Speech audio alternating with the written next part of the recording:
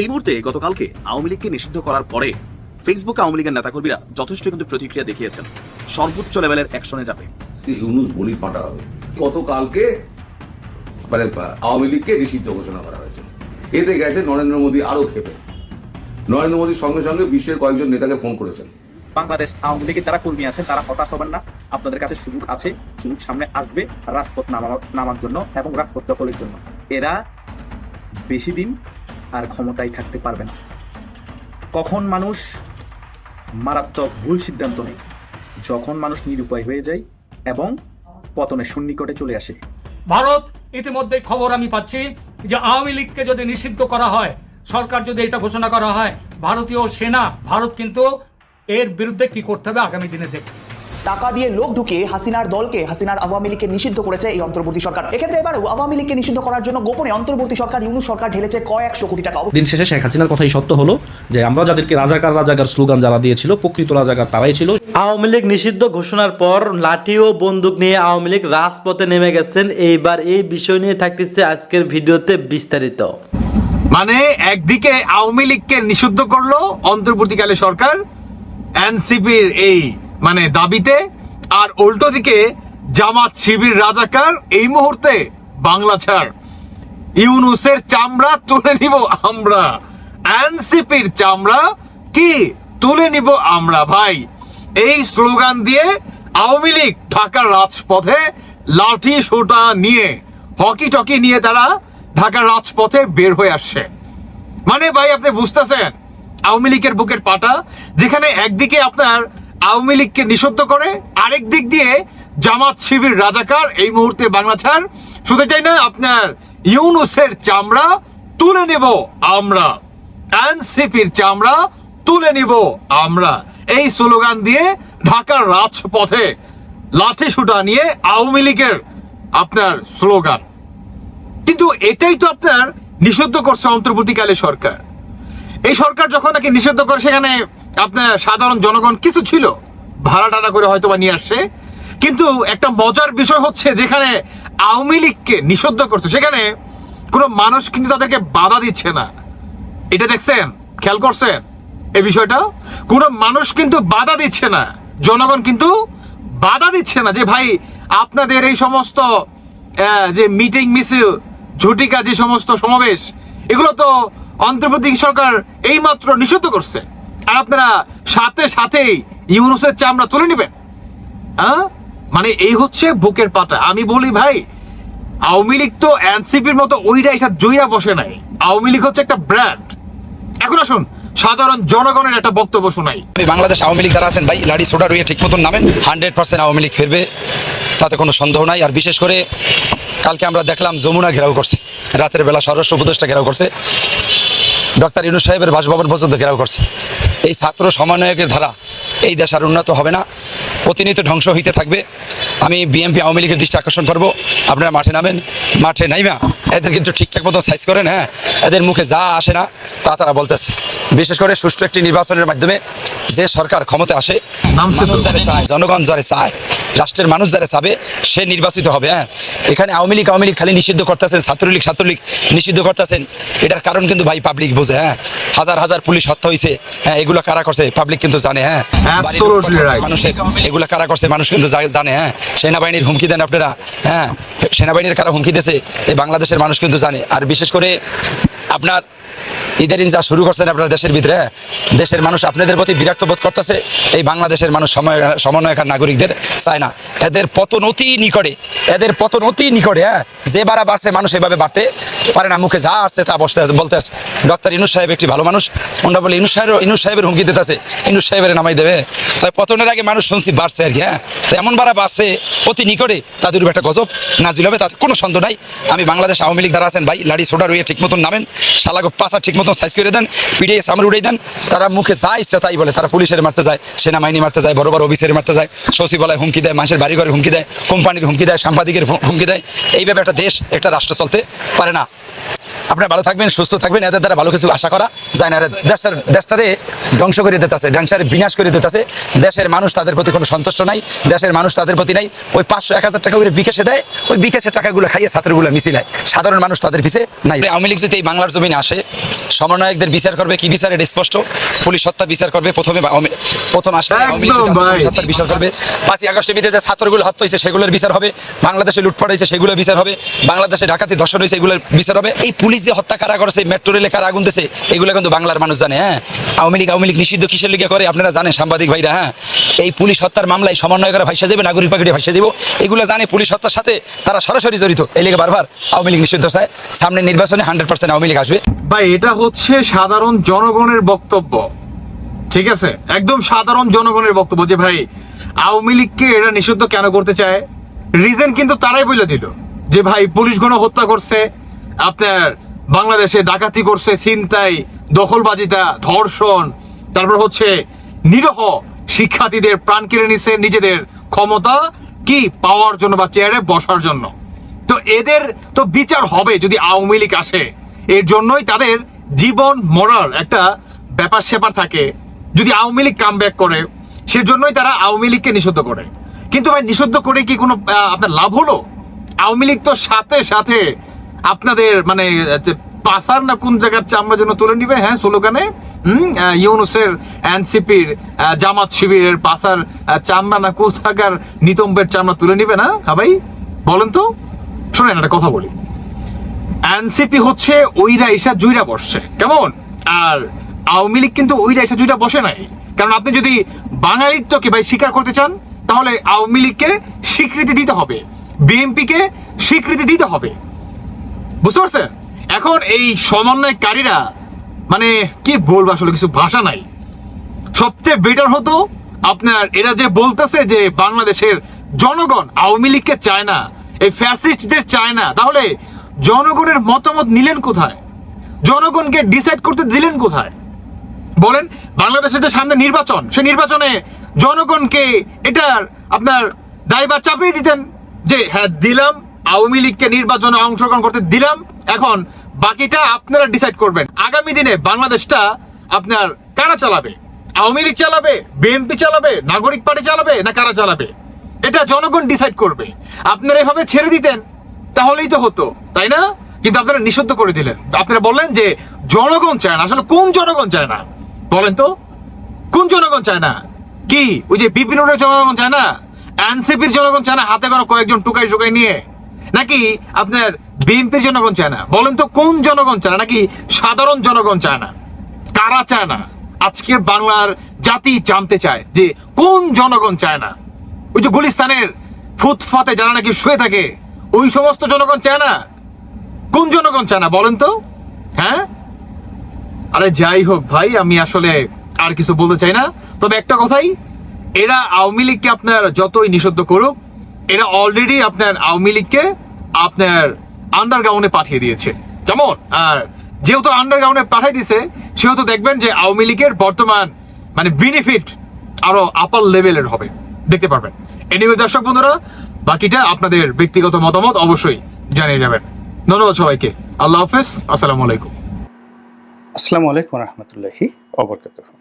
সম্মানিত দর্শক, পাকিস্তান এবং ভারত যুদ্ধবিরতিতে সম্মত হয়েছে। এখনো পর্যন্ত ইন ডিটেইলস আমরা খবর পাইনি, তবে যেটি জানা গিয়েছে যে ভারত তার যে মিত্র রাষ্ট্র আমেরিকাকে অনুরোধ করেছেন যে একটি যুদ্ধবিরতি কার্যকর করার জন্য। ভারতের সেই আহ্বানে সাড়া দিয়ে মিস্টার ডোনাল্ড ট্রাম্প তিনি পাকিস্তানকে অনুরোধ করেছেন এবং পাকিস্তানও এই যুদ্ধবিরতিতে সাড়া দিয়েছে। আজকে যখন এই ভিডিওটি করছি, তখন সারা ভারতবর্ষ তো বটেই, বাংলাদেশ এবং এশিয়ার অন্যান্য দেশ এবং সারা দুনিয়াতেই মূলত এটি নিয়ে একটা স্বস্তির নিঃশ্বাস বইছে সকলের মধ্যে। অর্থনৈতিকভাবে ভারত এতটা সচ্ছল সবল এবং ওয়েল কানেক্টেড, তাদের 130 কোটি মানুষের পরিচালিত যে অর্থনীতি, সেই অর্থনীতির সঙ্গে মধ্যপ্রাচ্য জড়িত, ইউরোপ জড়িত, আমেরিকা জড়িত, এমনকি পাকিস্তান এবং চীনও জড়িত। তো কাজেই সে ভারতে যদি অস্থিরতা অস্থিতিশীলতা শুরু হয়ে যায়, সারা পৃথিবী তোলপাড় হয়ে যাবে। একই সঙ্গে পাকিস্তানের যে গুরুত্বপূর্ণ সীমান্ত, সেই সীমান্তে যদি অশান্তি শুরু হয়ে যায় এবং সেখানে এই যুদ্ধের সুযোগ নিয়ে বেলুচিস্তান যেভাবে স্বাধীনতা ঘোষণা করেছে, সঙ্গতি কারণে ধরে নেওয়া হয় যেটা ভারতের একটা মদত ছিল পাকিস্তানকে দমন করার জন্য। কিন্তু পরবর্তীতে পাকিস্তান যখন হিসাব করে দেখেছে যে এই যুদ্ধের সময়টিতে বেলুচিস্তান যেভাবে স্বাধীনতা ঘোষণা করেছে, এই যুদ্ধ যদি প্রলম্বিত হয় তাহলে ভারতের যে 7 সিস্টার্স রয়েছে তারা সহ আরও বেশ কয়েকটি রাজ্য যারা দিল্লির উপর ভীষণ রকম বিক্ষুব্ধ, তারাও আগামীতে সেই বেলুচিস্তানের মতো স্বাধীনতা ঘোষণা করতে পারে। অনেকে তাদের নিজস্ব শক্তিতে করতে পারে, আবার অনেকের সেই স্বাধীনতা ঘোষণার পেছনে বাংলাদেশ কিংবা চীন এই দুটো রাষ্ট্রের মদত থাকতে পারে। তো যে কারণে মোদী প্রশাসন, আরও যদি স্পষ্ট করে বলি, গণতান্ত্রিক ভারত তাদের যে বোধোদয় হয়েছে এবং একই সঙ্গে পাকিস্তানেরও যে বোধোদয় হয়েছে, এর কারণ হলো যে পাকিস্তান সামরিকভাবে শক্তিশালী, তারপর তারা যুদ্ধ অপরূপ কৌশল দেখিয়েছে, যে বিষয়গুলো নিয়ে বলবো, কিন্তু তার চাইতেও নির্মম এবং বাস্তব হলো বর্তমানে যে সরকারটি রয়েছে সেটি জননন্দিত সরকার নয়, জনধিকৃত একটি সরকার জোরাজুরি করে বসেছে। আর পাকিস্তানের যে অর্থনীতি, এখন এশিয়ার মধ্যে সবচেয়ে ভঙ্গুর অর্থনীতি পাকিস্তানের, ফলে যুদ্ধে ক্ষয়ক্ষতি বাড়বে এবং এটা অনেকটা মধ্যযুগের যুদ্ধের মতো হয়ে যাবে। গনিমতের মাল আহরণের জন্য পাকিস্তান যদি তড়িঘড়ি করে তাদের সীমান্ত রাজ্যগুলো দখল করে নেয়, সেখানে যে নজিরবিহীন লুটপাট শুরু হয়ে যাবে। এই লুটপাটের কারণে আজীবন বা কিয়ামত পর্যন্ত পাকিস্তান ঘৃণিত হতে থাকবে। এই কারণে আসলে পাকিস্তানের যারা নেতৃবৃন্দ রয়েছেন তারাও সাড়া দিয়েছেন এবং আপাতত যুদ্ধবিরতি চলছে। এবং বাংলাদেশ, আমরা এই যুদ্ধের দ্বারা যে ক্ষতিগ্রস্ত হওয়ার সম্ভাবনার মধ্যে ছিলাম, সেখান থেকে কিছুটা হলেও স্বস্তি পাচ্ছি। তো কাজে এই যুদ্ধ আবার বাধুক বা যুদ্ধ আবার হোক, এটা আমরা কখনোই চাইব না। শুধুমাত্র এই যুদ্ধের সময় অসাধারণ কিছু ঘটনা ঘটেছে, যার থেকে আমাদের দেশ, জাতি এবং বিশ্ববাসী অনেক কিছু শিক্ষা লাভ করতে পারে। প্রথমে যদি আমরা বলি যে আধুনিক যুদ্ধ করার আগে প্রোপাগান্ডা নামক যে জিনিসটি, এটি আসলে যুদ্ধে কোনো কাজে আসে না। এই যুদ্ধ শুরু করার আগে ভারতের যে গদি মিডিয়া রয়েছে, আমাদের দেশে যেমন শেখ হাসিনার জমানাতে শেখ হাসিনা মিডিয়া ছিল, ভারতেও তদ্রূপ গদি মিডিয়া ছিল। তারা এত নির্মমভাবে, নিষ্ঠুরভাবে পাকিস্তানিদেরকে হেয় করে পুরো জাতিগোষ্ঠীকে ছোট করে যে খবর প্রসারিত হয়েছে, যা কিনা পাকিস্তানের জনগণকে এই যুদ্ধের দিকে ঠেলে দিয়েছে। যখন পেহেলগামে সংগ্রাম হলো বা পেহেলগামে দুর্ঘটনা ঘটলো অথবা সেখানে সন্ত্রাসী হামলা হলো, হোয়াট এভার মেবি, এখানে যেটা অভিযোগ করা হয় সেটি হলো মোদী সরকারই এই ঘটনাটা ঘটিয়েছে মূলত একটি যুদ্ধের দামামা বাঁধিয়ে দেওয়ার জন্য। এর কারণ হলো এটি তার খুব দরকার ছিল, কিন্তু সে যুদ্ধ করতে চায়নি। দ্বিতীয়ত, এখানে পাকিস্তান বা অন্য যে কোনো সন্ত্রাসী রাষ্ট্র তারা এই দুর্ঘটনাটি ঘটাতে পারে। এর কারণ হলো উগ্রবাদ এমন একটা জিনিস, যে উগ্রবাদ যদি পরিপূর্ণভাবে নির্মূল করা না যায় ভালো কোনো মতবাদ দ্বারা, তাহলে সেই উগ্রবাদ বাড়তেই থাকে এবং সেই উগ্রবাদ কিছুদিন পরপর দুর্ঘটনা না ঘটালে তারা সুস্থ এবং স্বস্তির থাকতে পারে না। পশ্চিমাদের মদতে পাকিস্তানের অভ্যন্তরে, কাশ্মীরে, আফগানিস্তানে, বেলুচিস্তানে, ইরান সীমান্তে এবং মধ্য এশিয়ার অনেকগুলো মুসলিম রাষ্ট্রে এত উগ্রপন্থীদের তৈরি করা হয়েছে, যাদের হাতে অত্যাধুনিক অস্ত্র রয়েছে, গোলা বারুদ রয়েছে এবং পশ্চিমা ধাঁচের ট্রেনিং রয়েছে। সরাসরি সিআইএ এখানে এসে তাদেরকে ট্রেনিং দিয়ে এতটা শক্তিশালী করে ফেলেছে যে যুদ্ধ ছাড়া তাদের কোনো স্বস্তি নেই।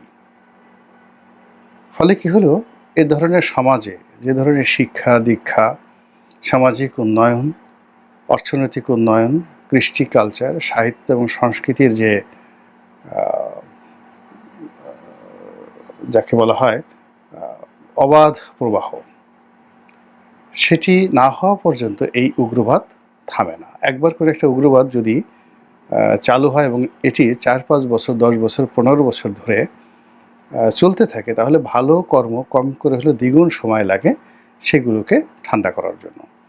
আমাদের দেশে ভারতের প্ররোচনায় যে শান্তি বাহিনী অশান্তি তৈরি করেছিল, সেই অশান্তি কিন্তু পাহাড়ে আমরা এখনো পর্যন্ত কমাতে পারিনি অনেক শক্তিমত্তা দিয়ে।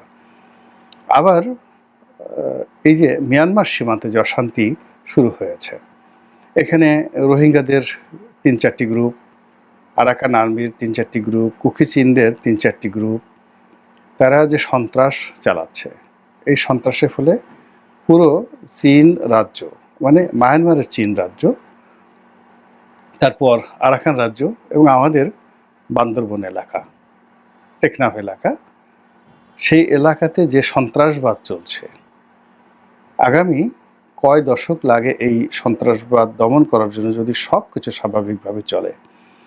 আর যেভাবে আমেরিকা বা তার সহযোগীদের মদদে করিডোর সৃষ্টির নামে বা সেখানে মানবিক সহায়তা প্রদানের জন্য করিডোরের নামে যা কিছু হচ্ছে এবং যে সকল গুঞ্জন ছড়িয়ে পড়েছে, তাতে সারা বাংলাদেশ আমরা একটা সন্ত্রাসের কবলে পড়তে যাচ্ছি বলে আমার কাছে ভয় হচ্ছে।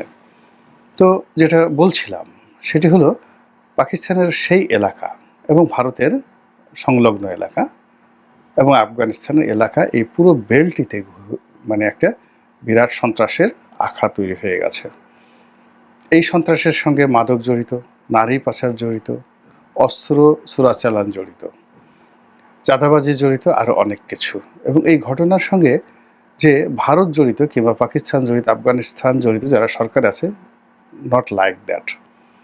অনেক ঘটনা সেখানে ঘটে যাচ্ছে প্রতিনিয়ত, যার সঙ্গে জনগণ বা সরকারের কোনো যোগাযোগ নেই। এবং এই সকল ঘটনাটা শুরু হয়েছিল পশ্চিমাদের মাধ্যমে, এবং তারই প্রেক্ষিতে যদি পাহেলগামে এই ঘটনা ঘটে থাকে, এটা হওয়ার সম্ভাবনাই সবচেয়ে বেশি। সেক্ষেত্রে পাকিস্তান এবং ভারত এই সন্ত্রাসের বলি হয়েছে। যাই হোক, যুদ্ধ হই হই করে হচ্ছে না। পাহেলগাম হত্যাকাণ্ডের পর 11 দিন চলে গেল, ভারতের জনগণ অতিষ্ঠ হয়ে গেল।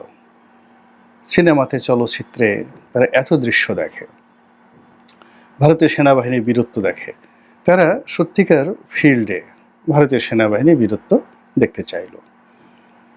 তারপর তারা মিস্টার নরেন্দ্র মোদী তাদের হিন্দুত্ববাদ নিয়ে যে সকল কথাবার্তা তারা শুনেন, যে হিন্দুরা একসময় এখানে অশোক চক্র প্রতিষ্ঠা করে সকল ভারতবর্ষ, আফগানিস্তান সহ বাংলাদেশ, নেপাল, মালদ্বীপ, এই পুরো এলাকা তারা দখল করে একক রাজ্যের অধীন তারা করবে। তো সেই স্বপ্ন দেখিয়ে নরেন্দ্র মোদী 2014 থেকে আজ অবধি তারা যে ক্ষমতায় আছে, সেই ক্ষমতাকে আরও প্রলম্বিত করার জন্য তাদের কিছু বীরত্ব দেখানোর দরকার আছে। কিন্তু রাষ্ট্র জানে ভালো করে যে এই মুহূর্তে যদি যুদ্ধে যায় তাহলে তাদের কী কী ক্ষতি হতে পারে। এই জন্য তারা রাজনীতির কারণে অনেক কথা বলেছে, কিন্তু যুদ্ধ করার জন্য যা দরকার সেই রসদ না থাকার কারণে তারা কিন্তু গড়িমসি করছিল। এবং এর মধ্যে অনেক সিনিয়র জেনারেল তারা রীতিমতো বলেই ফেলেছেন যে এই যুদ্ধ সম্ভব না, এখানে আমাদের মরতে হবে। এর কারণ হলো, করোনার পর থেকে ভারতীয় সেনাবাহিনীর আধুনিকায়নের জন্য কোনো কাজ করা হয়নি, ঠিকমতো প্রশিক্ষণ দেওয়া হয়নি, কাজে এটা নিয়ে যুদ্ধ করা যাবে না। অন্যদিকে মিডিয়া তারা শুধু বারবার প্রদর্শিত করা শুরু করলো যে এটা 1 মিনিট, এটা করা সম্ভব, এটা করা সম্ভব। ফলে যুদ্ধটা অনিবার্য হয়ে গেল এবং ভারতের পক্ষ থেকে। এবং এখানে প্রথমেই যে ত্রুটিগুলো ধরা পড়লো, ভারত পরীক্ষামূলকভাবে কিছু প্লেন উড়ানোর চেষ্টা করলো এবং সেগুলো উড়তে গিয়ে তারা গোলাবর্ষণ করতে গিয়ে তারা নিজেদের ভূখণ্ডেই গোলাবর্ষণ করলো। সব খবর আসেনি, কিন্তু যে খবরগুলো আসলো সেই খবর আতঙ্কিত হওয়ার কথা ছিল, কিন্তু তা না করে এক ভোর রাতে তারা সেখানে ক্ষেপণাস্ত্র হামলা চালালো। তো ক্ষেপণাস্ত্র হামলা চালালো। তারপর তারা কি করলো, বিমান উড়িয়ে বিমান থেকে সুপারসনিক যে তাদের যে বিমান আছে সেই বিমান থেকে তারা ক্ষেপণাস্ত্র নিক্ষেপ করলো, এবং এই ধরনের বিমান থেকে তারা যে ধরনের ক্ষেপণাস্ত্র নিক্ষেপ করেছে ওই ক্ষেপণাস্ত্র রুখে দেওয়ার কোনো ক্ষমতা পৃথিবীর কোনো রাষ্ট্রের নেই, এমনকি আমেরিকারও নেই, ইসরায়েলেরও নেই। মানে তারা এই সকল অস্ত্র তৈরি করেছে কিন্তু এগুলো প্রতিহত করার ক্ষমতা তাদের নেই, ফলে পাকিস্তান ব্যাপক ক্ষয়ক্ষতির সম্মুখীন হলো। কিন্তু এই সময়টিতে পাকিস্তান যে জাদুকরী প্রতিভা দেখালো সেটি হলো তারা উত্তেজিত হলো না, গালাগাল করলো না, সংসদ অধিবেশন ডাকলো, গভীর রাত পর্যন্ত আলাপ আলোচনা করলো, সারা বিশ্বকে দেখালো তারা কি করতে পারে, এবং ভারতকে একটা ছাড় দিল যেন তারা আনন্দ করতে পারে এবং তারা আরোটা বেপরোয়া হতে পারে। এবং ভারত সেই বেপরোয়া হলো। বেপরোয়া হওয়ার পর পাকিস্তান কোনো যুদ্ধ ঘোষণা না করে তাদের দুটো সীমান্তে ভারী অস্ত্রশস্ত্র দিয়ে স্থল যুদ্ধের মাধ্যমে তারা এই সীমান্ত অতিক্রম না করে দূরপাল্লার সেই কামানের গোলা নিক্ষেপ শুরু করলো, এবং সৈন্যরা প্রতিপক্ষের সৈন্যের উপর গুলিবর্ষণ করা শুরু করলো। সেটা হলো জম্মু এবং কাশ্মীরের মধ্যে সীমান্ত যেখানে রয়েছে সেখানে, আর একটা হলো পাঞ্জাব সীমান্তে, এবং সেখানে ব্যাপক ক্ষয়ক্ষতি হলো, ভারতীয়দের ক্ষয়ক্ষতি হলো, এবং ওটি ভারতকে ভীষণ রূপে উত্তেজিত করে ফেললো। এরপর ভারত বিমান হামলা চালালো, এবং সেই বিমান হামলা চালাতে গিয়ে তারা 5টি খুব দামি বিমান, 5টি দামি বিমান, মানে এক একটা বিমানের দাম $300 মিলিয়ন, 3 × 5 = $1500 মিলিয়ন, $1500 মিলিয়ন মানে $1.5 বিলিয়ন, $1.5 বিলিয়ন মানে বাংলাদেশের টাকার প্রায় 20,000 কোটি টাকার বিমান তারা হারিয়ে ফেলল। এর সঙ্গে গোলা বারুদ এবং অন্যান্য ক্ষয়ক্ষতি অপরিসীম। এবং ভারতের শেয়ার বাজারে মুহূর্তের মধ্যে প্রায় $80 বিলিয়ন যে ক্ষয়ক্ষতি এটা হয়ে গেল। এবং যে বিমানগুলো রাফায়েল যে বিমানগুলো তারা হারালো, সেই বিমানের যে মালিক রাফায়েল কোম্পানি, ফ্রান্সে তাদের ইজ্জত সম্মানে টানাটানি লাগলো, এবং তারা যে অভিযোগ করলো যে এই বিমান পরিচালনা করার জন্য যে নিয়মিত প্রশিক্ষণ দরকার সেই প্রশিক্ষণ তাদের পাইলটদের ছিল না, ফলে এই বিমান কোম্পানির দুর্নাম হয়েছে, বদনাম হয়েছে, এবং ওই বিমান কোম্পানির যে শেয়ার ছিল সেই শেয়ারও ধস নেমেছে, ফলে পশ্চিমাদের মাথায় হাত। অন্যদিকে এই যুদ্ধে পাকিস্তানের পক্ষ থেকে F-16 এবং চীনের তৈরি অত্যাধুনিক যে যুদ্ধ বিমান তাদের রয়েছে সেটা এতটা মানে এখানে ইফেক্টিভ হলো এবং এতটা শক্তিমত্তা দেখালো, এর ফলে চীন আন্তর্জাতিক অস্ত্রের বাজারে রাতারাতি একটা হুমকি হয়ে দেখা দিল, যেটা আমেরিকার জন্য একটা বিস্ফোরা, রীতিমতো বিস্ফোরা। যাই হোক, যেটি দেখালো যাকে বলা হয় পাকিস্তান, সেটা হলো স্থল যুদ্ধে, অর্থাৎ সরাসরি সীমান্তের কাছাকাছি থেকে তারা কামান দাগালো, বন্দুক পরিচালনা করলো এবং ক্ষেপণাস্ত্র নিক্ষেপ করলো, এবং সেই দৃশ্যগুলো ইন্টারনেটে সব ছড়িয়ে পড়লো। এবং এগুলো ছিল ধীর স্থির, এবং প্রতিটি যুদ্ধে তারা ইসলামী কৃষ্টি কালচার তারা অনুসরণ করলো, এবং সারা মুসলিম দুনিয়াতে এই যে তাদের বীরত্ব ছড়িয়ে পড়লো। তাদের মহিলা সৈনিক যারা আছেন, ভারতের যেমন কয়েকজন মুসলমান এবং শিখ মহিলা সৈনিকদেরকে দিয়ে তারা বিমান আক্রমণ করলো, ওটা ভারতে ভীষণ রকম উজ্জীবিত করলো। আর পাকিস্তানি মেয়েরা ভারতীয় মেয়েদের সাথে 1000 গুণ সুন্দরী সব দিক থেকে, এবং সেই মেয়েদের যে বিভিন্ন কলা কৌশল সেটাও পাকিস্তান প্রদর্শন করলো। তারা প্লেনে উঠছে, চুল বাঁধছে, তারপরে অস্ত্রশস্ত্রে সজ্জিত হচ্ছে, এবং যেভাবে তারা প্লেনে লাফিয়ে লাফিয়ে উঠছে, ইট মিনস তারা মরতে যাচ্ছে, শহীদ হতে যাচ্ছে।